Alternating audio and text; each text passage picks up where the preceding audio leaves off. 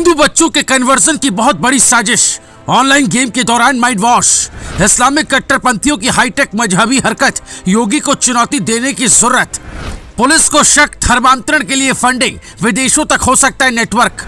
गाजियाबाद में धर्मांतरण फैक्ट्री, मुख्यमंत्री योगी आदित्यनाथ की तीसरी आंख खुली। अगर आप हिंदू हैं, आपका बच्चा ऑनलाइन गेम खेलता है तो सतर्क हो जाइए, उस पर ध्यान दीजिए, उससे बात करिए, नहीं तो मजहबी वायरस आपके बच्चों के दिमाग पर स्ट्राइक कर सकता है, आपके मासूम बच्चों को निशाना बनाकर उसे धर्म बदलने पर मजबूर कर सकता है, टीके के बदले जाली टोपी और श्लोक के बदले कुरान की आयत पढ़ने पर लगा सकता है, क्योंकि धर्मांधों की कट्टर फौज ऑनलाइन गेम के जरिए बच्चों का धर्म बदलवा रही है।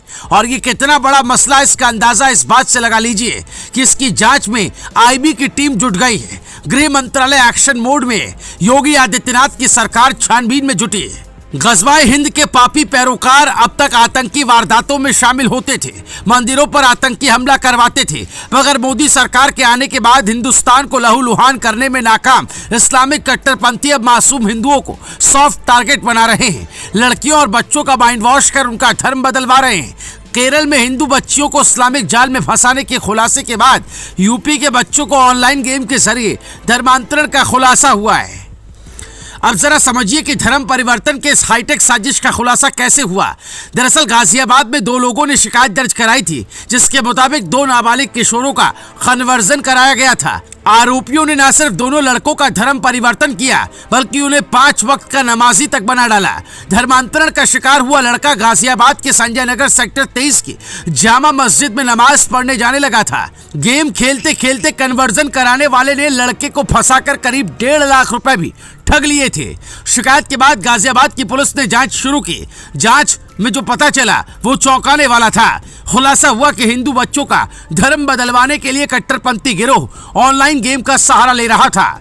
इन किशोरों के साथ कुछ मुस्लिम लड़के नाम बदलकर online game for night game app पर खेलते थे।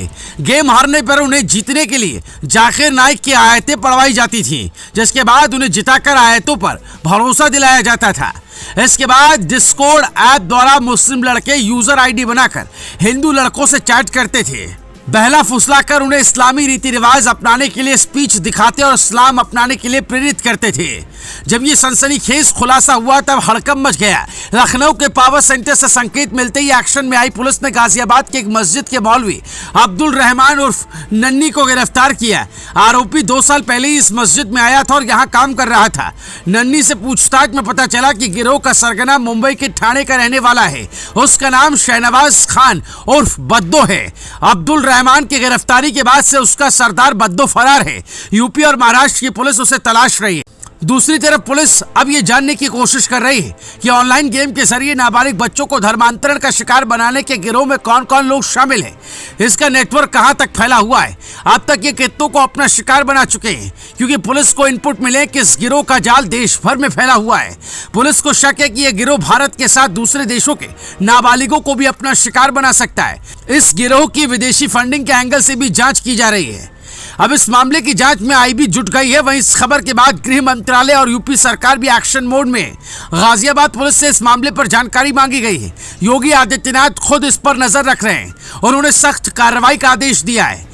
आपको बता दें कि यूपी में साल 2020 में धर्मांतरण विरोधी कानून लागू किया गया था, जिसके तहत गैर कानूनी धर्म परिवर्तन को गैर जमानती और संज्ञेय अपराध बना दिया गया है। इसके मुताबिक जबरन या फिर किसी तरह का लालच देते हुए या फिर छल पूर्वक धर्म परिवर्तन कराना गैर कानूनी होगा। धर्मांतरण कानून के तहत दोषी पाए जाने वाले व्यक्ति को अपराध की गंभीरता के आधार पर 10 साल तक की जेल की सजा हो सकती है। इसके अलावा उस पर 15,000 से 50,000 रुपए तक का जुर्माना भी लगाया जा सकता है। इसके बावजूद गाजियाबाद में कन्वर्जन कराया गया। इस वीडियो को आप ज्यादा से ज्यादा शेयर करें ताकि कोई भी मासूम बच्चा ऑनलाइन गेम की आड़ में कन्वर्जन में ना पड़े। Bureau report, news live TV.